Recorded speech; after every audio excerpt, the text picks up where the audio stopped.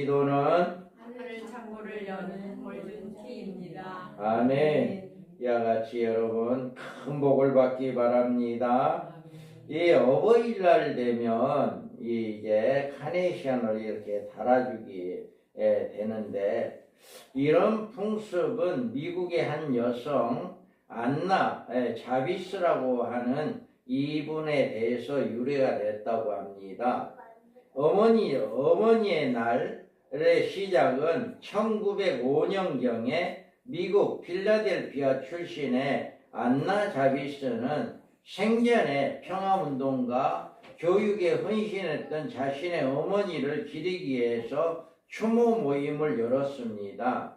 이때 그녀는 어머니가 제일 좋아하셨던 꽃인 흰 카네이션을 참석자들에게 나눠주며 어머니의 은혜를 빌었다고 합니다.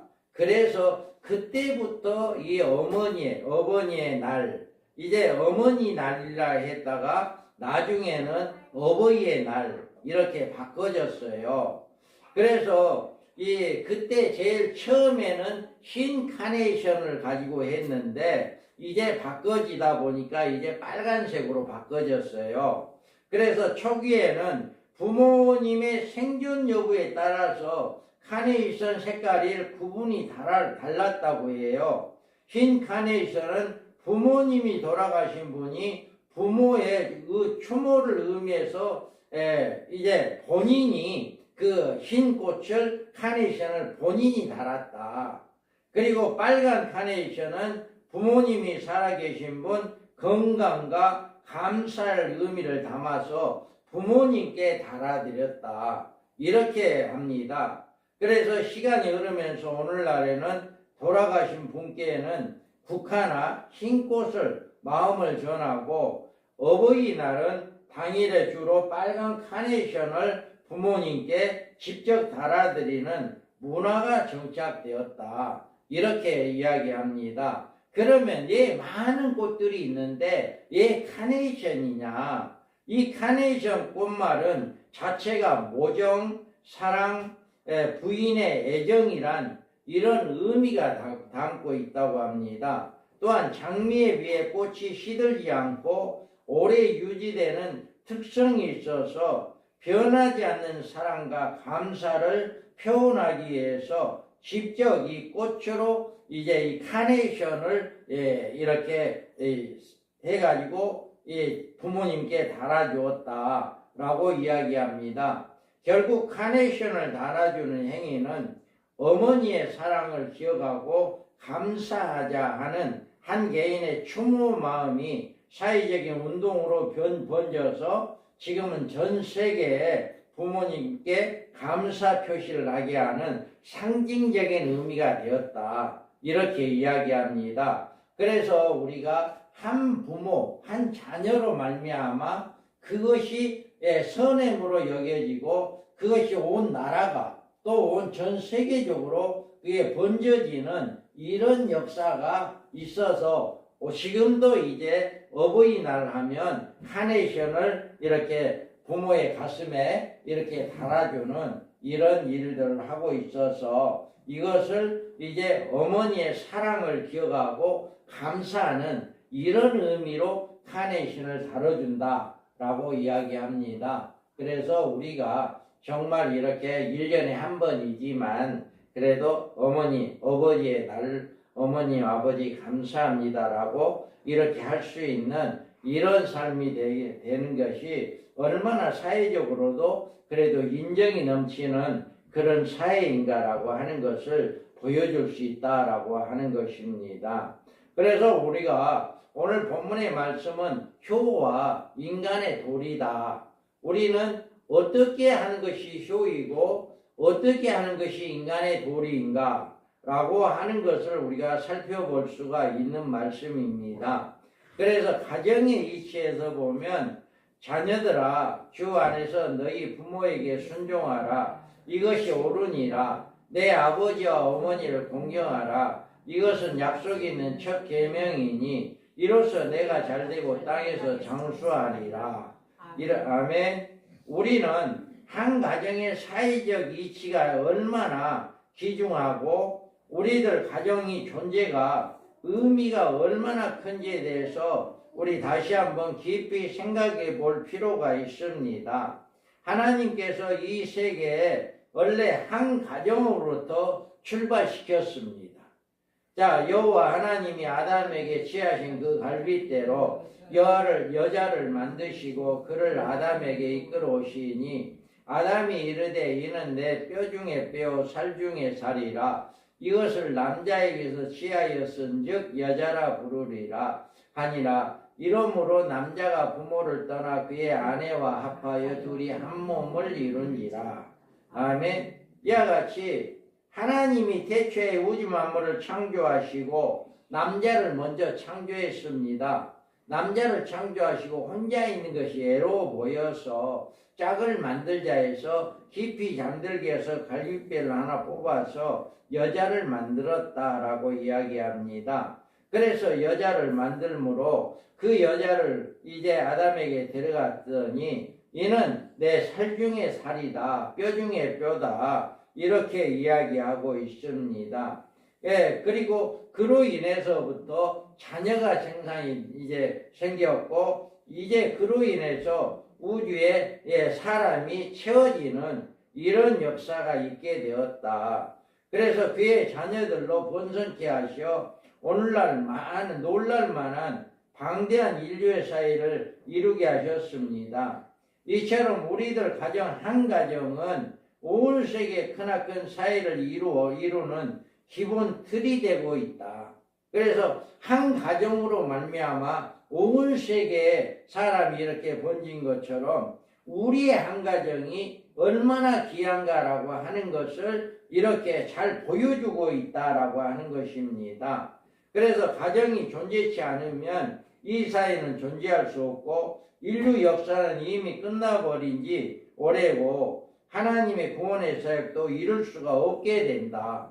그래서 우리는 가정이 얼마나 중요하냐라고 하는 것을 새삼 깨달아야 합니다. 그리고 한 가정은 부부로 구성되며 그 부부가 자녀를 낳으며 어버이가 되기 때문에 이 세상에 태어난 사람은 어버이의 사랑과 은혜를 입은 자들이다 라고 하는 것입니다.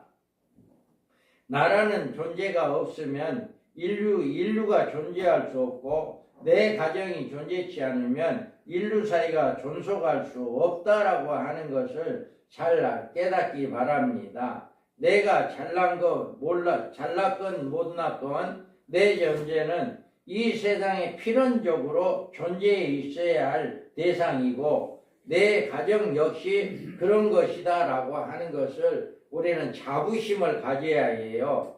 그리고 나라고 하는 하나의 하나가 다 죽으면 인류의 존재가 있을 수 없고 내 가정이라고 하는 가정이 하나가 무너지면 온 세상이 모두 삭막한 폐허가 되고 도시가 된다라고 하는 것을 우리가 잘 알고 있습니다.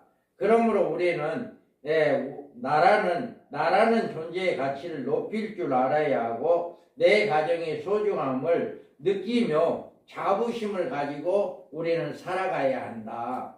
그래서 가정의 달을 맞이해서 우리가 우리 가정이 얼마나 소중한가, 나라고 하는 존재가 얼마나 소중한가 라고 하는 것을 더욱더 깨닫는 이런 역사가 있어야 합니다.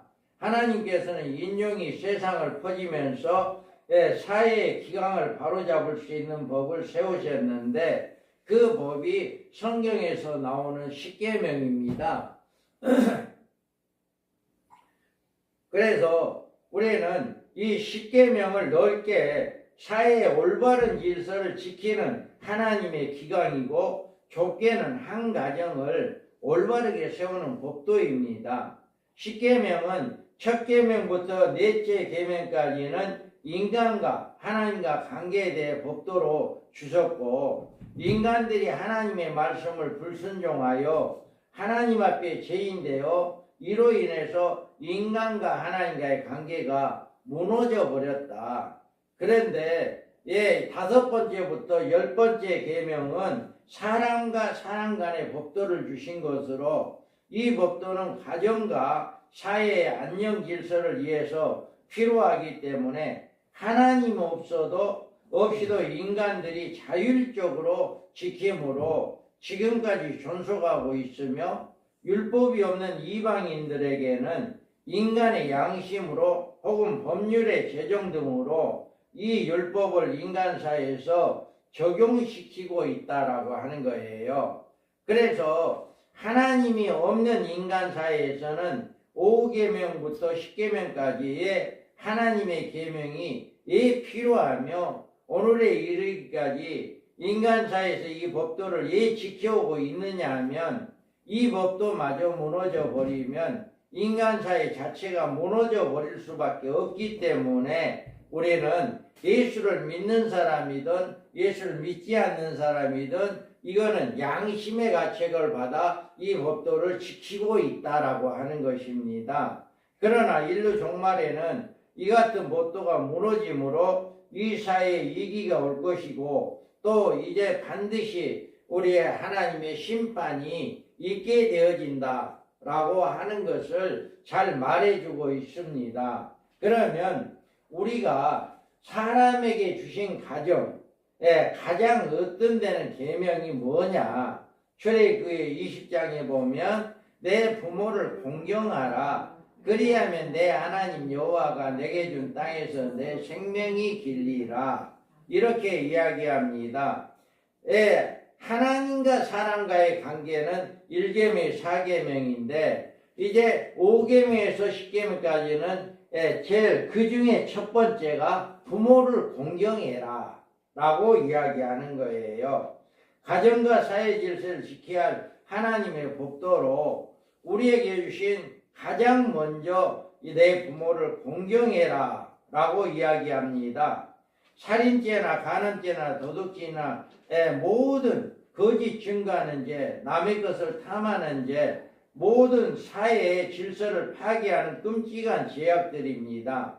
그런데 아무것도 아닌 것처럼 보이는 부모에 대한 공경을 인간에 대한 계명 중에 첫 번째 계명으로 주신 이유는 부모에 대한 공경은 한 가정을 세워나가는 가장 기본적인 법이기 때문에 이렇게 살인죄나 간음죄나 그것들보다도 하나님 부모를 공경해라 라고 하는 것을 우선으로 주었다라고 하는 것이에요. 그래서 자녀들이 부모를 무시하거나 또 경멸히 여기거나 불순종하면 한 가정의 질서는 무너지고 이 같은 가정이 파괴는 온 사회의 질서 자체가 이렇게 무너지게 되어진다라고 하는 거예요. 그러니까 가정이 무너지면 사회가 무너지게 된다라고 하는 것입니다. 성경에서 우리가 옛날 옛부터 이제 동양에서 오는 효는 하늘의 이치이므로 이를 하면 하늘을 거역하는 것이다 라고 전해졌어요. 그래서 참으로 효하는 사람은 자기 가정을 화목하게 하고 사랑스럽게 이끌어갑니다. 사회에 나가서도 정직하고 정의롭게 활동하며 모든 사람에게 유익을 줍니다. 그러므로 하나님께서 10계명에서 부모에 대한 효를 5계명으로 주셨고 다른 계명에는 아무런 단서도 붙이지 않았지만 5계명은 그리하면 너희 하나님 나 여호와가 내게 준 땅에서 내 생명이 길리라 라고 이렇게 말하고 있습니다. 그러면 우리가 동양사회에서는 효는 그러면 어떤 것이냐? 여기에서 동양의 효와 성경적인 효는 뭐냐라고 하는 것입니다. 효 사상에 동서양이 막론하고 다를 리가 없는데 10계명에 나와 있는 효와 동양 철학에 나와 있는 효는 한 가지 근원적인 차이점이 있습니다. 공자의 명심보감에 보면 인간의 효에 대해서 5가지로 교훈해 줍니다. 첫째로 부모님의 마음을 즐겁게 해드리는 것. 두 번째로는 부모님의 병간호에 온갖 정성을 바치는 것. 세 번째로는 부모님이 돌아가셨을 때 슬픔을 다하는 것. 넷째로 부모님의 제사를 엄숙한 마음으로 해야 한다. 이렇게 동양사회에서 이야기하고 있어요. 이 같은 중국 유교 사상은 그대로 우리나라 전통적인 효사상으로 받아들여져서 이제 부모님이 죽은 후에 부모님께 드리는 제사를 굉장히 중요한 생활습관으로 여겨옵니다. 그러나 십계명에서는 이 같은 부모에 대한 제사에 대하여 금하고 있습니다. 여기에서 보면 자 너는 나의 다른 신들을 내게 두지 말라. 너를 위하여 새긴 우상을 만들지 말고 또 이로 하늘에 있는 것이나 아래로 땅에 있는 것이나 땅 아래 풀 속에 있는 것에 어떤 형성도 만들지 말며 그것들에게 절하지 말며 그것들을 섬기지 말라. 아멘. 이와 같이 지금 동양사회에서는 죽은 부모에게 제사를 잘해야 하고 잘 모셔야 한다 하지만 성경은 그렇지 않는다. 그래서 우리는 예수를 안 믿을 때는 동양 철학에 따라서 효의 사상을 따라서 그렇게 죽은 부모에게 제사하고 절하고 이런 것을 했지만 지금 우리는 예수를 믿고 있는 거듭난 사람이다. 새 사람 되었다. 우리는 옛사람 죽고 새 사람이 되었다. 그러므로 우리는 죽은 부모에게 제사하고 그를 섬기는 것이 아니다라고 하는 것을 분명하게 이 성경을 통해서 분명하게 이야기하고 있습니다. 지금 이 세상에는 두 가지 문화로 갈라져 있습니다. 하나는 조상으로부터 내려오는 세상 풍습의 문화고 다른 하나는 하나님의 말씀으로 살아가는 기독교의 문화입니다. 기독교 문화는 죽은 부모에 대한 제사는 효의 표준을 둔 것이 아니라 살아계신 부모님을 잘 섬기는 일에 효의 기준을 두고 있다. 그래서 우리 기독교는 죽은 사람에게 절하거나 제사하는 것이 아니고 살아있는 부모님을 잘 모셔라. 이거를 우리 기독교에서는 이야기하고 있다라고 하는 것입니다. 그러므로 우리가 이렇게 부모님이 살아생전에 계실 때 우리는 잘 모시고 잘 효를 하는 이런 삶이 되어야지 죽은 다음에 아무리 상다리가 부러지게 차려놓는다 할지라도 그 죽은 부모가 절대로 와서 먹고 가지 않습니다. 그건 귀신들에게 제사하는 것이다. 귀신들이 와서 먹고 간다라고 이야기합니다. 만약에 성경에 죽은 부모가 와서 먹고 간다 하면 소 한 마리라도 잡아서 해야죠. 진짜예요. 동네 잔치해야 하고요. 죽은 부모가 와서 먹고 간다면 해야죠. 그런데 성경은 분명히 이야기합니다. 죽은 부모 오지 않습니다. 나올 수가 없습니다. 음부에 들어간 영혼은 절대로 나오지 않습니다. 그 귀신을 제사를 드린다는 것은 바로 귀신에게 한 것이다 라고 분명히 하기 때문에 우리는 이렇게 예수를 믿는 저와 여러분은 동양사회에 이야기하는 효의 사상을 따르지 않는 그 죽은 자에게 제사하는 그 효 사상은 따르지 않아야 한다라고 하는 것을 잘 깨닫기 바랍니다. 그래서 세상 사람들은 죽은 부모에게 제사 드리는 일을 당연하게 여기고 죄로 여기지 않습니다. 그들에게는 하나님의 계명이 없기 때문에 죄가 될 수 없지만 하나님을 섬기는 우리는 주 안에서 계명을 따라 부모님을 섬겨야 합니다. 그래서 무엇이 부모에 대한 불효냐에 대해서 맹자는 5가지 말했습니다. 그래서 여기에서 맹자가 이야기하는 말은 첫째로는 천성이 게을러 부모를 제대로 모시지 못하는 것이 불효다. 이렇게 이야기했고요. 두 번째로는 도박과 술을 좋아하는 나머지 부모를 봉양하지 못하는 경우도 불효다. 이야기했어요. 세 번째로 재물이 인색하여 부모에게 소홀하게 하는 경우도 불효라고 이야기했습니다.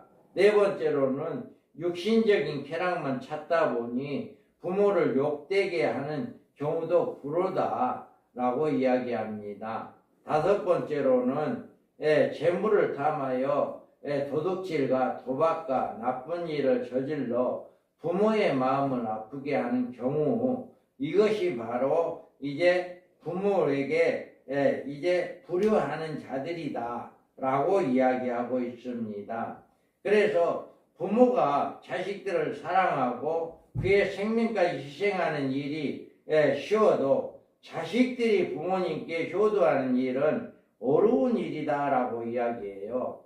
그 이유는 몇 가지를 찾아본다면, 자식들이 장성하면 결혼하게 되고 남편이나 아내를 이제 아내라고 하는 다른 집 식구들과 살아가게 됩니다. 아무리 효도한다는 아들이라도 아내가 생기면 부모와 거리가 사촌 좀 멀어지게 되고, 또 거기다가 자식까지 낳았다면 육촌쯤으로 이제 더 멀어지게 된다. 그러니까 자식이 결혼하기 전까지는 부모가 이제 이렇게 서로 아주 가까운 사이가 되지만, 결혼하게 되면 그 이제 상대 남편이나 아내가 더 가까워지고, 또 이제 자식을 낳으면 부모보다도 그 자식이 더 가까워지는 이런 삶이 자연적으로 이렇게 내려가기 때문에 부모와 관계가 더 멀어지게 된다라고 하는 것이에요. 지난날에 이제 부모님으로부터 받은 사랑은 까마득히 옛 이야기로 돌아가 버리고, 부모의 존재가 자기 인생과 가정의 장애물처럼 여겨지기로 하는 그런 시대가 오기도 합니다. 그러다가 부모님이 세상을 떠나 자기 자식들도 다 잘 자라서 시가고 장가가고 이렇게 됐을 때, 그때야 내가 부모님이 살아계실 때 잘할 거 하고 그때야 깨닫게 된다, 이런 이야기를 하고 있습니다. 그래서 우리는 부모에 대한 효는 결코 다른 사람 일이 아니라 얼마 있지 않아서 자신들에게 이제 돌아올 자기 자신의 문제이다 라고 하는 것. 그래서 우리는 젊었다고 그 젊음이 그리 오래 계속되는 것이 아니다. 자기 인생도 어느덧 먼저 가신 부모님처럼 되게 된다. 세월은 이렇게 여수와 같다 라고 이야기합니다. 그래서 에베소 6장 8절은 이는 각 사람이 무슨 선을 행하든지 종이나 자유인이나 주께로부터 그대로 받을 줄을 알라. 아멘. 이와 같이 우리가 살아있을 때 살아계신 부모님을 잘 섬기고 잘 모신다면 나도 그와 같은 복을 받게 된다. 반대로 살아계신 부모님께 잘 못하고 있다면 나도 그런 경우가 되게 된다라고 이야기를 하고 있어요. 그래서 우리는 이와 같이 무슨 선을 행하든지 종이나 자유이나 주께로부터 그대로 받은 줄로 알미라. 내가 무엇을 행하느냐에 따라서 상과 벌이 주어진다 라고 하는 것 꼭 기억하시고, 우리는 동양사회의 그 부모 효, 그것을 따르기보다는 성경적인 효를 따르기 바랍니다. 그래서 율법의 10계명에서 제5계명에 부모를 공경해라, 그리하면 네가 장수하리라 라고 하는 말씀처럼 우리가 그 계명을 따를 때 우리는 그 복이 우리에게 온다라고 하는 것입니다. 그러면 효에 대한 선악간의 심판에 대해서 이야기합니다. 읽어봅니다. 자녀들아, 주 안에서 너희 부모에게 순종하라. 이것이 옳으니라. 내 아버지와 어머니를 공경하라. 이것은 약속이 있는 첫 계명이니 이로써 네가 잘되고 땅에서 장수하리라. 아멘. 아멘. 여기에서 자녀들아, 너희 부모를 주 안에서 순종해라 라고 이야기합니다. 이것이 옳으니라. 내 아버지 어머니를 공경하라. 이것이 약속 있는 첫 계명이니 이는 내가 잘되고 땅에서 장수하리라. 이렇게 말씀합니다. 부모님께 대한 효는 하나님이 우리 인생들에게 약속하신 첫 계명이다 했는데, 그리스도인들은 하나님의 말씀을 꼭 명심해야 합니다. 부모에 대한 이유는 반드시 축복이 따른다는 사실이다. 그래서 내가 정말로 여러분이 복을 받기 위해서는 받기를 원한다면 부모를 잘 섬겨야 한다 라고 하는 거예요. 그러면 어떤 복이 부모를 잘 섬기면 어떤 복이 있을까? 자, 첫째로 잘되는 축복이 있습니다. 잘되는 축복. 요한 3서에 보면 사랑하는 자여 내 영혼이 내가 범사에 잘되고 강건하기를 내가 간구하노라. 이와 같이 범사에 잘되는 축복과 강건한 축복은 우리가 이 땅에 살아가는 생활에 반드시 따라야 하는 하나님의 축복입니다. 그래서 부모를 공경할 때 이런 축복이 오게 된다라고 하는 거예요. 자, 조용하세요. 자, 장수하는 일도 하나님의 축복이에요. 자, 내 아버지와 어머니를 공경하라. 이것은 약속이 있는 첫 계명이니 이로써 내가 잘되고 땅에서 장수하리라. 아멘. 이 같은 축복은 부모에 대한 효도에서 얻을 수 있는 축복이라고 분명히 말하고 있습니다. 나이가 작든지 많든지 우리는 부모님께 효도하는 일에 대하여 자기 인생의 부담으로 여기지 말아야 합니다. 부모님께 대한 효도야말로 하나님께서 우리 인간에 약속하신 첫 계명이라는 사실을 알고 감사함으로 그리고 기쁜 마음으로 부모를 섬겨야 한다. 사랑으로 공경하고 따뜻한 마음으로 순종하는 이런 삶이 부모를 공경하는 것입니다. 하나님은 이처럼 효도하는 자들에게 놀라운 축복의 첫 계명을 주신 반면 불효자에게는 하나님의 징벌이 내려지는 것을 경종해 주고 있습니다. 그래서 잠언 30절에 아비를 조롱하며 어미를 순종하기를 싫어하는 자의 눈은 골짜기의 까마귀에게 쪼이고 독수리 새끼에게 먹히리라. 아멘. 이와 같은 저주가 내린다 라고 이야기해요. 자, 여기 읽어봐요.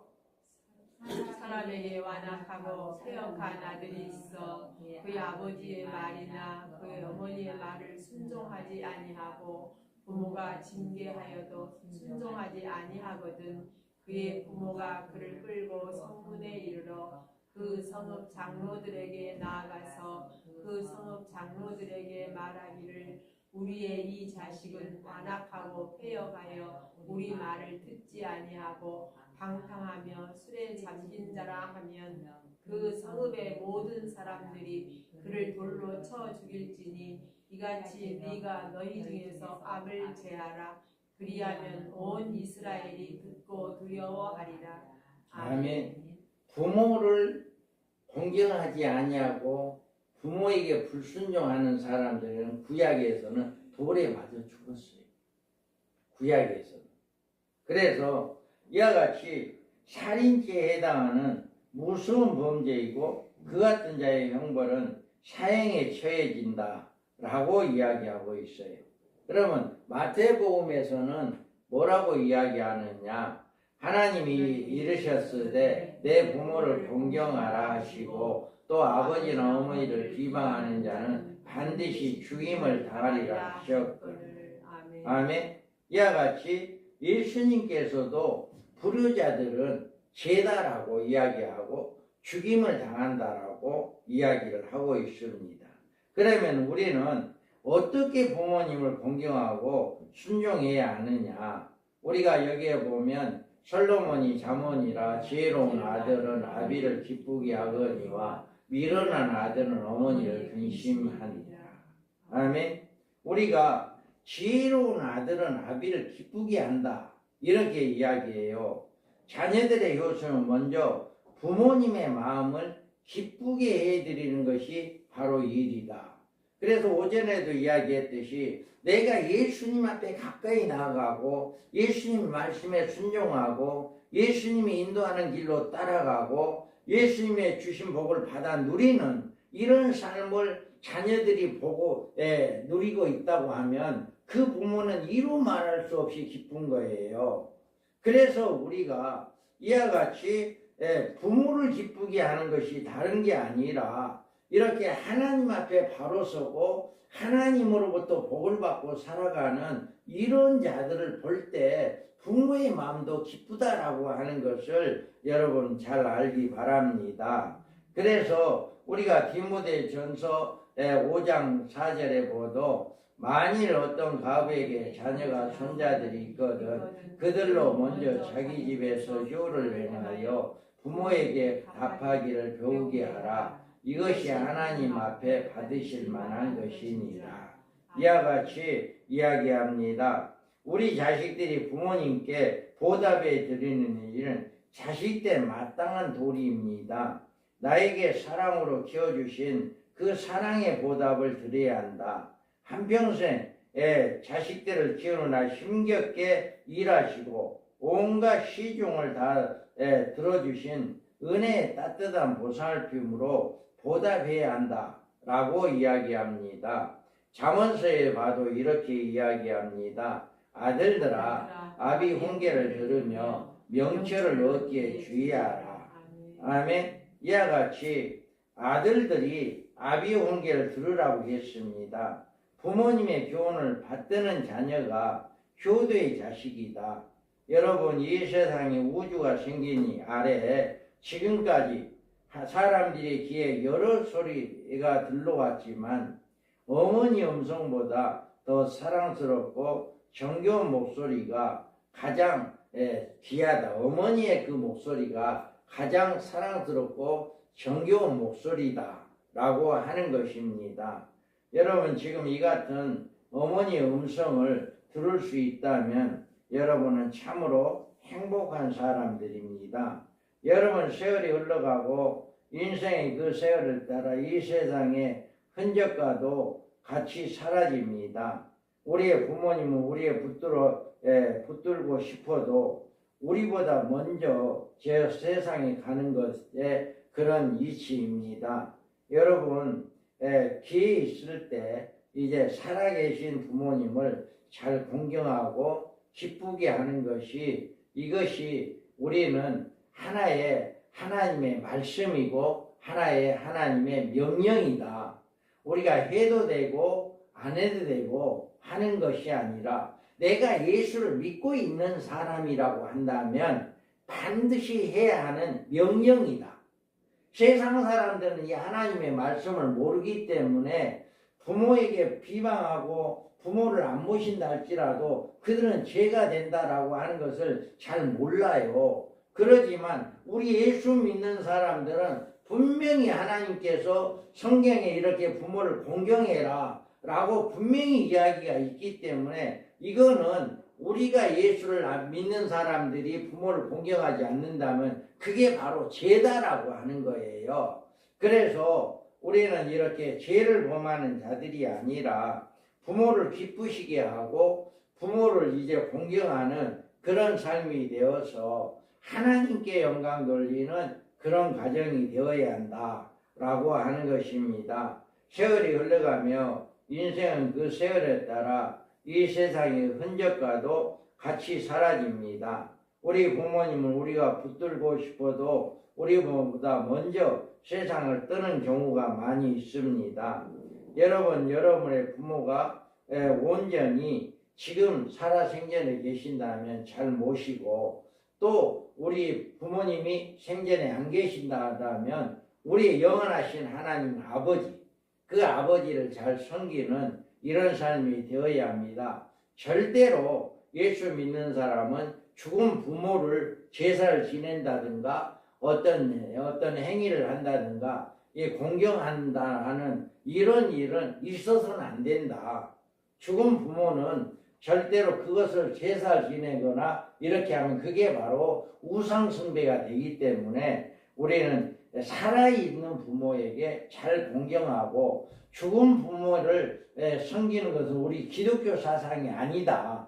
그건 동양사의 동양의 효를 이야기하는 거고 이제 세상적인 방법으로 이야기하는 것이지 기독교의 방법이 아니다 라고 하는 거 분명히 여러분이 깨닫고 이제는 살아있을 때 최선을 다해서 살아계신 부모님을 잘 모시고 또 형제 간의 사랑을 나누고 또 이웃 간의 사랑을 나누는 이런 삶이 되어야 한다라고 하는 것을 잘 이야기해 주고 있습니다. 그래서 우리가 이렇게 가정의 달을 맞이해서 우리는 부모님이 살아계신다면 잘 섬기는 이런 삶이 되어야 하고 또 우리의 아버지, 영원하신 아버지이신 예수 그리스도의 하나님 아버지를 잘 섬기고 우리를 위해서 십자가에 죽으시고 부활하신 우리 예수님을 잘 섬기고 성령의 인도함을 받는 귀한 삶을 살아가야 한다라고 하는 것을 성경은 잘 이야기하고 있습니다. 그래서 우리가 온전히 오늘 이 본문의 말씀처럼 자녀들아 주 안에서 너희 부모에게 순종하라. 이것이 옳으니라. 내 아버지와 어머니를 공경하라. 이것이 약속이 있는 첫 계명이니 이것은 이로써 내가 잘되고 땅에서 장수하리라. 아멘. 이 말씀의 복의 주인공들이 되기 바랍니다. 아멘. 여러분들이 부모를 잘 모시면 땅에서도 잘되고 장수하고 복을 받는다라고 하는 것, 이거는 하나님의 약속이기 때문에 절대로 이렇게 이루어지지 않고 반드시 이루어집니다. 할렐루야. 반드시 이루어지기 때문에 이와 같이 여러분들이 부모를 잘 모시고 또 부모님이 안 계신 분들은 우리의 영원하신 아버지이신 하나님 아버지를 잘 섬기어서 이런 복을 받는 모두가 되기를 주님의 이름으로 축복합니다. 아멘. 우리 한번 우리 부모님 영원하신 하나님 아버지를 잘 섬기고 또 살아계신 우리 부모님을 잘 섬기는 복된 삶이 되게 해달라고 우리 한번 기도합니다.